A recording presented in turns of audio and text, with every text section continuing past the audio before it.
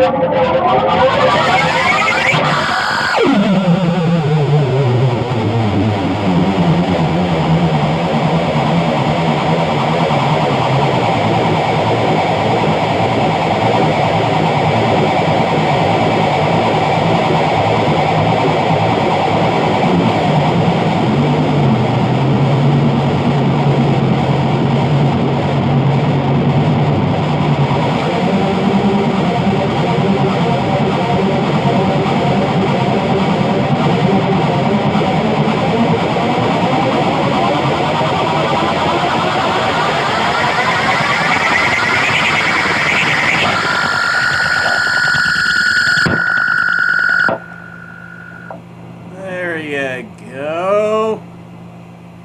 A little UFO crap for the day. I was supposed to go watch a rocket launch for the third time, and it's not launching. Atatacked sucks. 3 times it stood there. It's 3 hours. Ugh. And I was sick. Yeah, really sick on Saturday. I mean, didn't even know who I was. Seriously, I couldn't remember my name, what day it was. I don't know what's going on, but this has been happening on and off since 2017.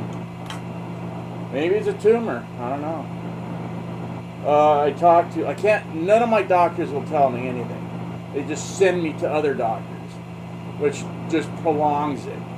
So something that I would like to have had answered, I don't know, 2 years ago, was put on hold because of business, my business.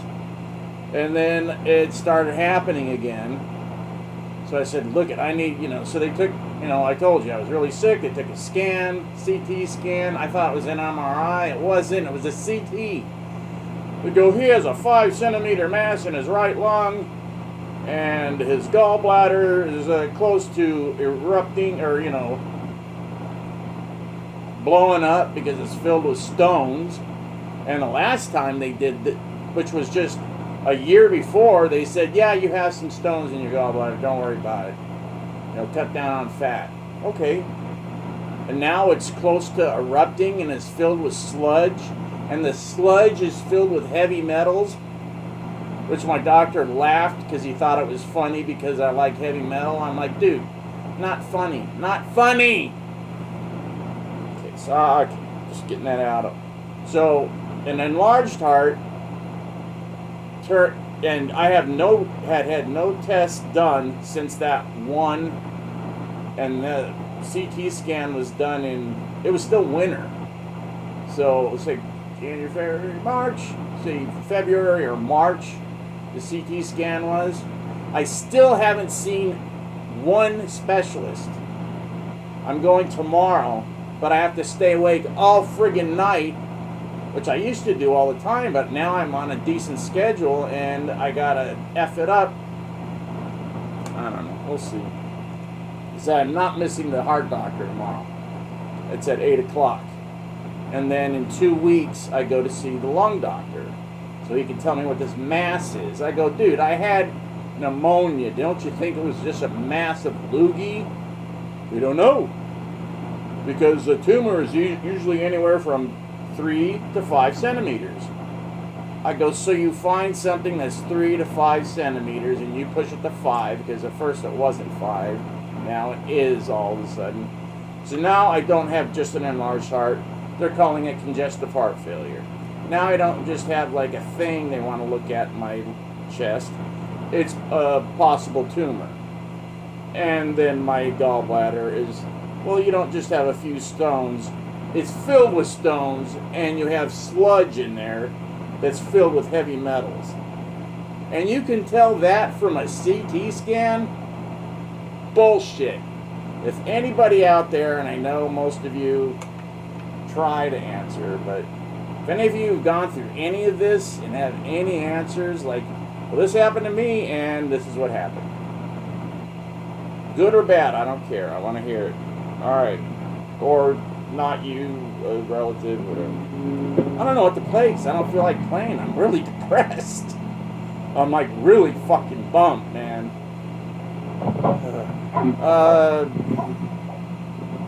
I was listening to a song by the Bullet Boys. So the whole time that I was pissed off, I told you this story at Jakey Lee because I thought he was a guitar player and rat that stepped on my foot or on my hand. It wasn't Jakey Lee at all. It was Mark Torin or whatever his name is, the idiot singer, guitar player. He's just as good. Like he's David Lee Roth and a pretty good Eddie Van Halen. He was. I just saw a video of them playing not that long ago. Like, said 6/24 in London. So that's like, that just happened. Didn't it? Yeah. And he looks like an old Mexican dude, which he was. He's always been an old Mexican dude. Or not old, but a Mexican guy. But he was trying to cover it up with the long blonde hair because he wanted to be David Lee Roth. He wanted to be David Lee Roth way more than he wanted to be an Eddie Van Halen because he knew that was impossible. It is impossible. But he is a great guitar player. He could have done it either way. So I got that, for the love of money stuck in my head. Because a friend of mine, old drummer, sent me a video of Hawk. And Hawk sucked. That was Doug Marks's gay band from 85, 86, where he discovered Scott Travis, who's in Priest. And Scott was in that band from 85, 86, 87, 88. And he wanted out, but he was under contract. And they weren't even playing. They played a few times, no response, basically. They had like 5 people, yay, just because they got to see the guy in the videotape in person. And he wasn't that good live, as far as guitar-wise. It's just like, okay, everybody's hair is gigantic, but your songwriting is like a 14-year-old, and your lyrics are like a 12-year-old. Which is burning in the night. And they don't even have an echo. That's the singer doing that. The witch is burning in the night. Night. I'm like, oh my gosh.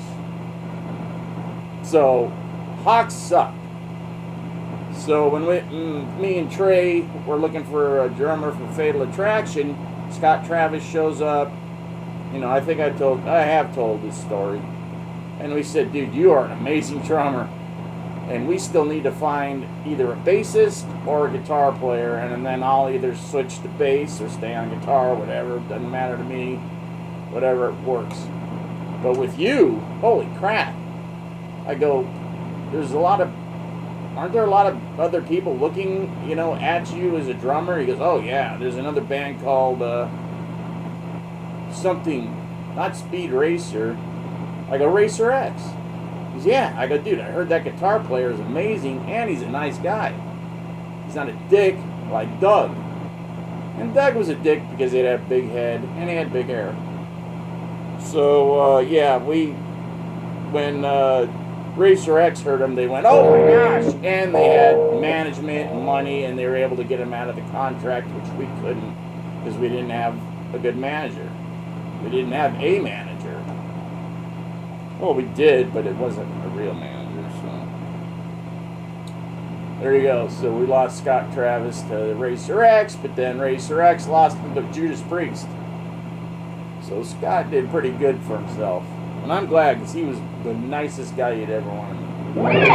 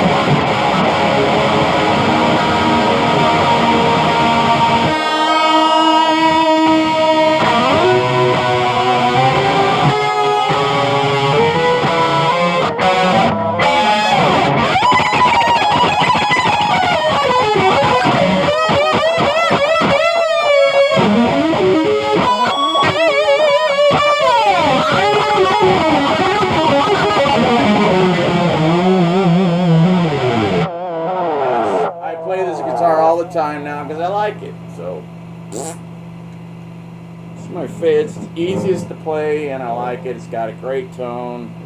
It's just a great guitar. And this is this is like the Relic series. It's worth a ton of money. And I went down to EVH a long time ago. Well, for me, so it was like 5 years ago, whenever this came out, the cheaper one. And I'm like, is there a way? And like, well, those are like two totally different things. And I'm like, is there a way to get the Mexican neck? Because I bought the Mexican Strat too, the Mexican Frankie. And I said, I love this neck. I go, can you put this neck? And I wanted friggin' EVH to do it, or Fender EVH, not some jack off and screw it up. I go, I want it to be able to be put on, and then I could take it off and put the original neck on, because, you know, the real Frankenstrats that are Relic and all that, one, they don't have autograph like mine does, and two, they don't have EVH. It's got just the cigarette burn marks from him, you know, whatever. So that's why people are like, well, that's not a. It is. This is. This is a Frankie neck, but it's an amazing neck.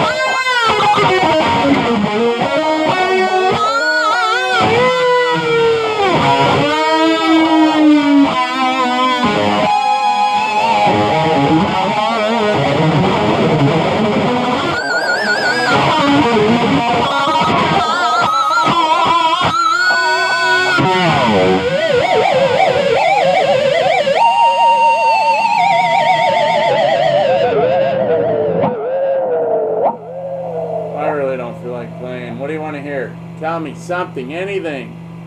Because I gotta leave pretty quick. I should have left it. You know what? It's too hot. I'm gonna play till 10 more minutes. How's that? Or do you want a story? I wish people would tell me stuff. Like, I want to hear a story about everybody says Randy Rhoads. Dude, I have told every story that I know about Randy Rhoads, and there's hundreds and hundreds and hundreds of them. You just gotta type in Randy Rhoads story Randy Rhoads story something on my channel, just my channel. So search, type in Michael Douglas Skews, Michael D Skews, because there's another Michael Skews out there. He's an actor. He's a crappy bit actor, and he'll pop up, and he's only in like 2 or 3 videos. And you got a Dodge truck commercial, and then when he was done shooting the commercial, he said, "Hey, do you think it's cool if we shoot like a spoof commercial for my family, so I can show them this and say this is the commercial?" And they'll go, "No way, really?" And then I'll say, "Nah, it's a joke." So they did, and he's like saying, "See this truck, this Dodge truck? I think it's a Dodge or a Ford. I don't know. It could be a Chevy. It could be, I don't know what the hell it was. I think it was a Dodge, though." And so he had it made for the next 5 years. He was going to be the sponsor of Dodge Ram, I think it was. And so he does this, which is, a lot of people do this. Because I've been on enough stupid pre-production sets to know. Because I sit around and then I watch him shoot, and I'm like, okay, I'm leaving because I can't take this. Shoot, cut, hold, wait. All right, reposition as a right.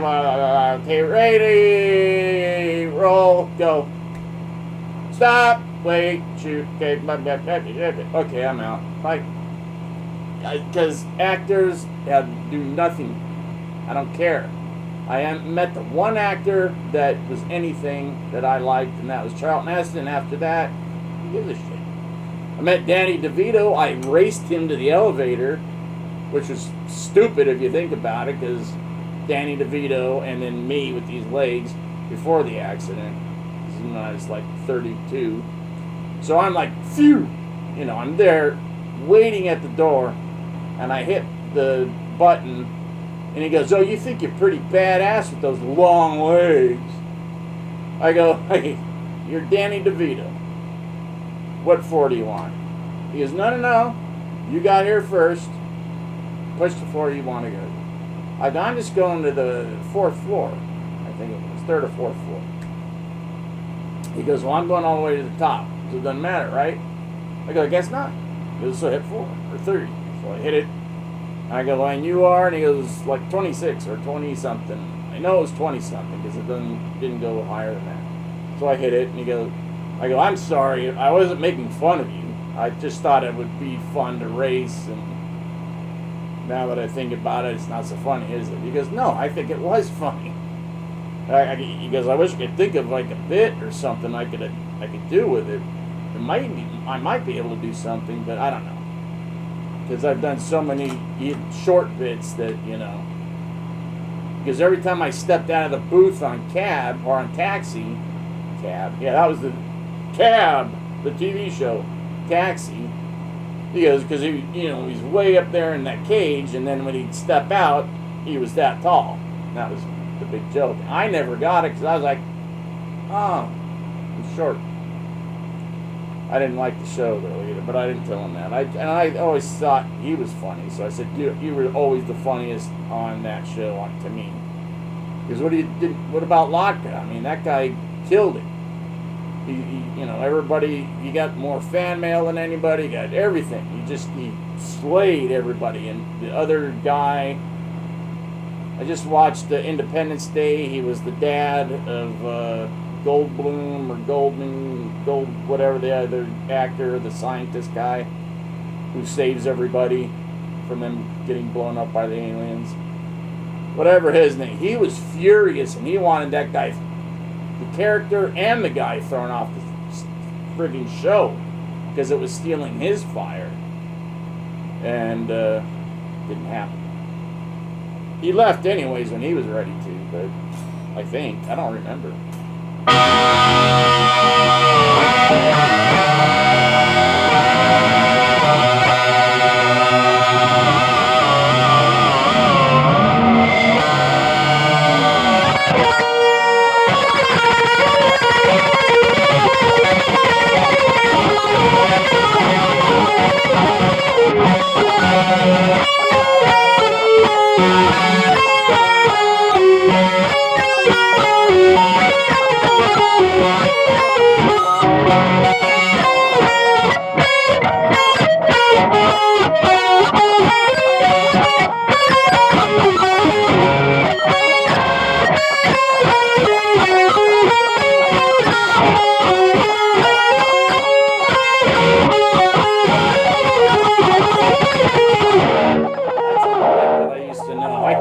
Do it anymore. That's how out of practice I am. So I still haven't got all that crap down. No way. I just shred like Kerry King. Because everybody's like, he plays notes that nobody plays. Because they're not meant to be played. This is a Kerry King story. Somebody was saying, oh, this is a short history of Slayer, who I think sucked, but Rain in Blood is a cool song for what it is. But Kerry King as a guitarist is horrible, and his guitars suck, and his sound sucks, and he sucks. And they used to be, Van Halen. They used to be giant Van Halen fans, and they have like handkerchiefs tied around their legs, all of them, all the way up, not just a couple or whatever, like David Lee Roth. Sometimes they would have handkerchiefs going all the way down, different colors, all of them. And then they'd have a bunch of eyeliner on, not makeup, just eyeliner.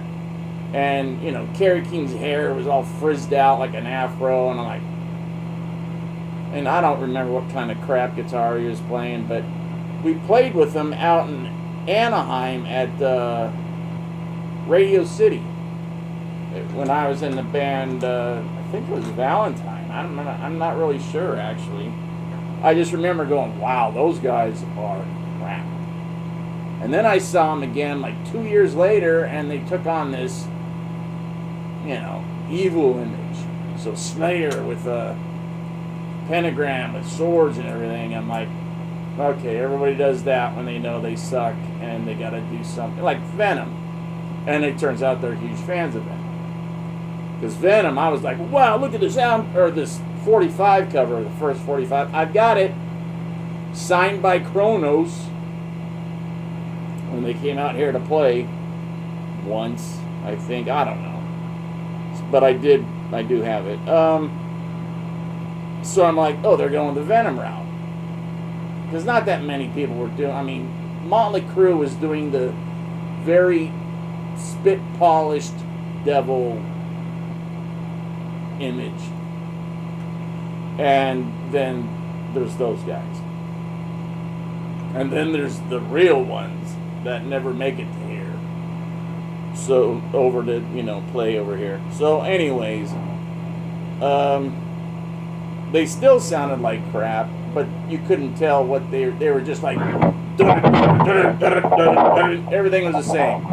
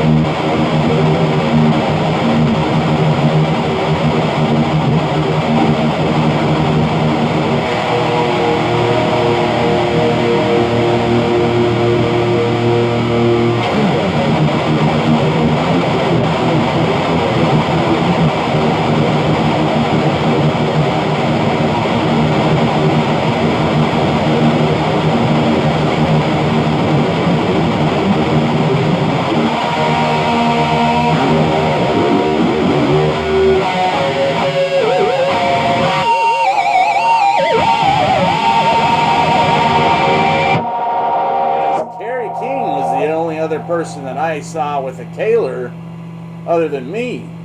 So of course I had to go up to him like, so you got a Kaler? It's like, I think you and I are the only ones that have Kalers. Do you like it? He goes, I love them. Because you can go back, forward, you make all sorts of crazy evil sounds. I'm like, it's cool, I love them. He goes, yeah, me too, man. All right, brother.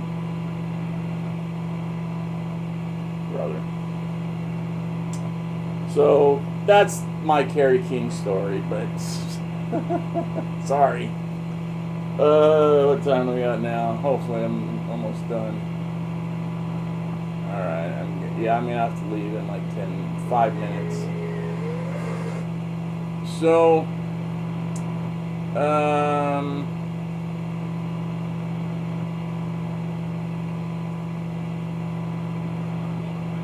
alright. Okay, so I can't hear anybody, saying anything like play this, play that. So